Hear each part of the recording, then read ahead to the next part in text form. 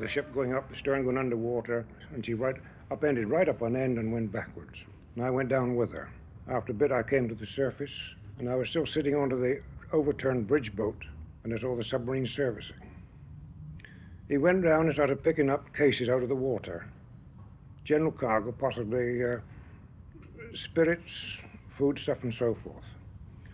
They looked at us and circled around for a bit. They laughed at us and went away to the northeast. They never asked if we had any water, we had any damages, or anything else. And we were left, floating amongst wreckage with one boat. We're halfway between Brazil and North Africa. The only thing I could think about was trying to get to the land as near as possible, so I set the course as near as I could to the northeast.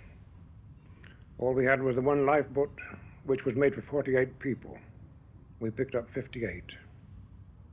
There wasn't really room enough for anybody to sit down. The boat was leaking badly through being on the chocks for some time. You had quite a bit of trouble getting the crew to move so you could bail, and you bailed for nearly 2 days until the wood of the boat started to swell and to tighten up. After that, it wasn't so bad. The worst days, of course, were when there was no wind, absolutely becalmed. The sun was terrific. So we started off by giving 4 ounces of water, 2 ounces in the morning and 2 ounces at night, and 1 biscuit. When there was a lot of noise in the boat, there were Chinese, and I said, "What's all the bobbery?" Which is a lot of talky, you know.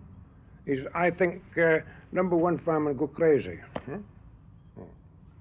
So he eventually jumped over the side with a life jacket on. And after a wee while, we got him back again.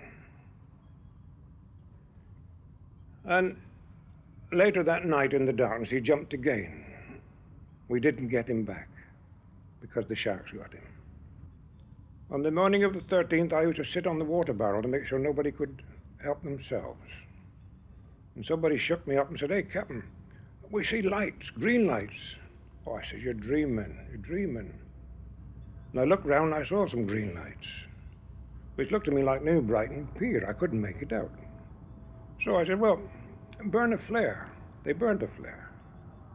A few minutes later, burned another flare. They burned another flare. And after a bit, I saw the green lights getting closer, more visible. Then after a bit, I saw a red light above the green. And then it dawned on me that it was a hospital ship.